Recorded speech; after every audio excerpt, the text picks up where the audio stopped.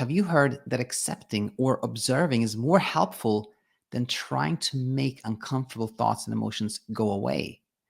But you found that even in doing so, it doesn't make things easier. In fact, things remain difficult for you, and you wonder, how long do I have to keep accepting? How long do I have to keep observing? If these thoughts have been on your mind, then this episode is for you.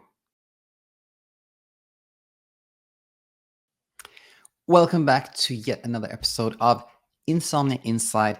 And just 1 second ago, literally before I hit the record button, I was pondering how this episode really, could be done without even mentioning the word insomnia. It kind of shows how, yes, this channel, our teaching is all about sleep struggles, but what that really is about is how we meet anxiety, how we meet fear, how we meet difficult thoughts, et cetera, et cetera. And I was just pondering how about I'm making this episode called Insomnia Insight without actually planning to use the word insomnia. Just something I was that came to my mind that I wanted to share with you. Anyways, we are going to break this class up into two sections. And first, we are gonna answer this question of like, how long do I keep accepting, or how long do I keep observing?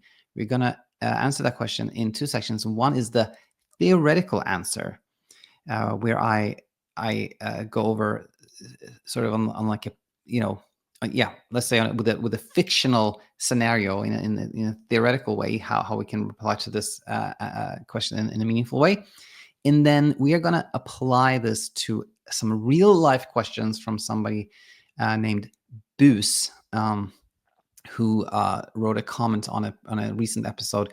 And that comment actually inspired me to make this episode. So anyways, something I have heard several times. So first section, theoretical answer. Okay. Something I've heard many, many times is the following.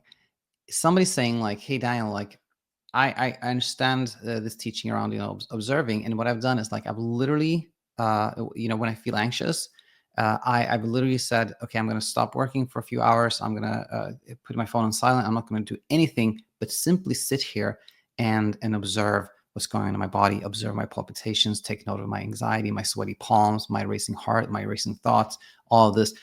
But it is so intense. I can do it for maybe an hour, maybe 2 hours, but after that, I'm just completely exhausted, right? And I just have to stop. So I'm wondering, like, how long should I be doing these things?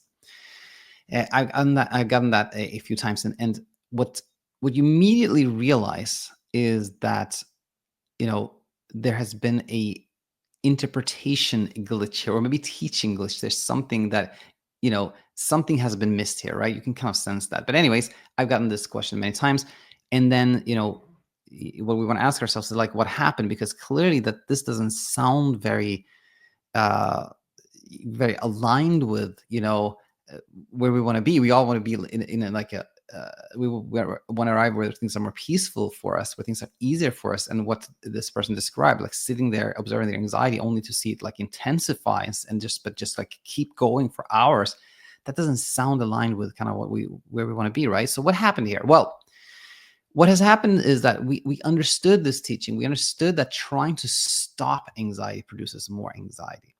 Now, this is commonly known, like even in popular culture, we are taught that when we try to push away emotions, they become stronger. Eh, eh, But sometimes it helps to understand why. So why is that? Why is it that what we resist persists? Well, it's really because thoughts and emotions are a means that our brain communicates with us, which sounds a little odd because aren't we part of the brain? Isn't the brain part of us? Yes, it is.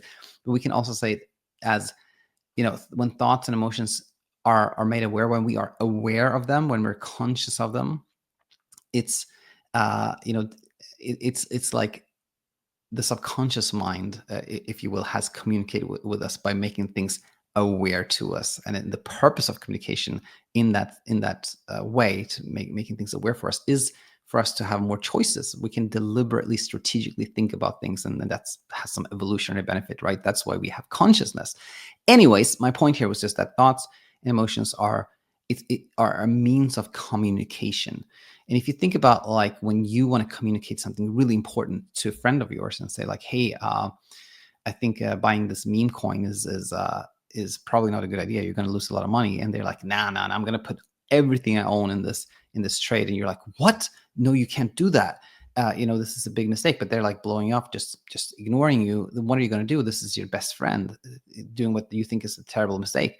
Well, you're going to try to call them. You're going to maybe go to their house. You're going to really try to communicate with them, because what you're trying to convey isn't received there. You're just like, the more people try to ignore you when you have something important to say to them and you love them, you're going to try even harder, right? And that happens internally. So this is why when we are feeling a certain emotion and we try to avoid it, distract ourselves, not feel it, it's like the brain goes like, no, this is important. You got to hear this message. You got to receive this message.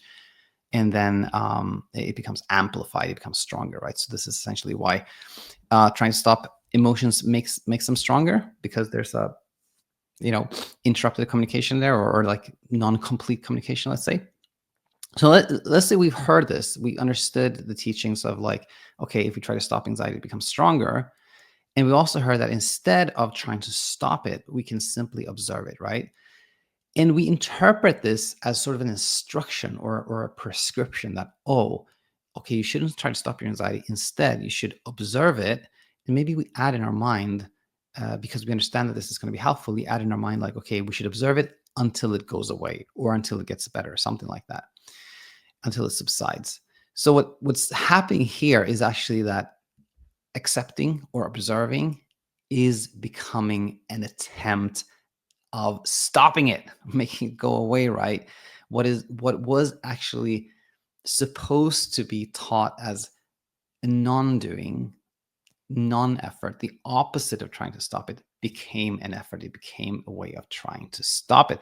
And this explains why this person who sat down and said, okay, I'm just going to observe my anxiety until it goes away, actually had more of it, because it was an attempt to try to stop it. It was like, oh, I've observed for 1 minute. Is it got better? No. I've observed for 2 minutes. No. I've accepted for 10 minutes. Is it better? No. It became a way to try to stop it, right? So really what we mean when we teach about observing or accepting is that it is an example of non-doing. It's not doing, but it's non-doing. It's an alternative to doing or to effort. And so is, by the way, an incredible amount of words that are used with the same meaning, really, like acceptance and observing, which you already talked about here, but also letting go, letting be, non-reactivity, floating, like Claire Weeks talks about, or befriending, which we talk about here, or facing our fear. Facing our fear can seem like a doing, like I'm gonna stand here and face my fear, but it's just the opposite of running away, right? Running away or avoid or trying to fight back. So I'm like, that's action, that's doing, that's trying to achieve something. But facing our fear is just like, okay, I'm here, I'm not doing anything, I'm just observing. It's the same thing. All of these terms are just various ways of describing non-effort or non-doing. Okay. So when we know this, then we can already see that the question of how long do I keep accepting, it sort of starts to disintegrate. It starts to fall apart. It starts to not make sense anymore, because how long do I keep accepting is essentially asking like, how long do I not do anything in particular? Well, if we're not doing anything, then there's nothing to be measured in terms of time. So already here we can see that, when we ask the question, how long do I keep accepting, there is a built-in kind of misunderstanding there that it is a doing, that it is an action, and that we can time it, right? But what we understand now is that it is non-doing, and that cannot be timed. There's no intent. There's no goal. It's just the alternative to trying and doing, et cetera, et cetera. And so we have already said again that there's no time frame when we aren't doing anything. With that said, we can kind of a parallel or another thing I want to add to this is that it is a non-doing, and it's not something that requires our full attention, because it's just an alternative to doing. And what I heard somebody say is that accepting or observing is something you can do while eating a taco. I just heard that example and kind of like, well, that was an eye-opening example. It was from it was Michelle from the Anxiety Paradox on Instagram. I saw this in one of her Instagram posts. So anyway, shout out to Michelle there.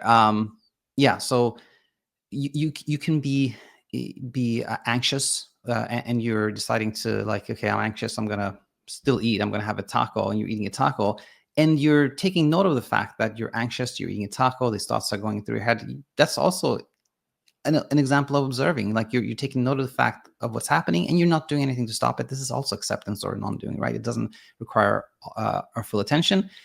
Now, when we hear this, people can say, but how about, kind of like deliberately observing, what's going on inside us? This is essentially what we call meditation, right? So we can deliberately observe, and it's called meditation. But remember that meditation has no intent. It is free of intent, and it is free of judgment. It is not a goal-oriented activity. It's just, being, something like that. So yes, I think this could be a very, very nice practice, but it's not. It is also not like, how long do I have to meditate, like, to achieve this, or how long do I keep going? It's this the principle is the same, that all this describes non-effort or non-doing.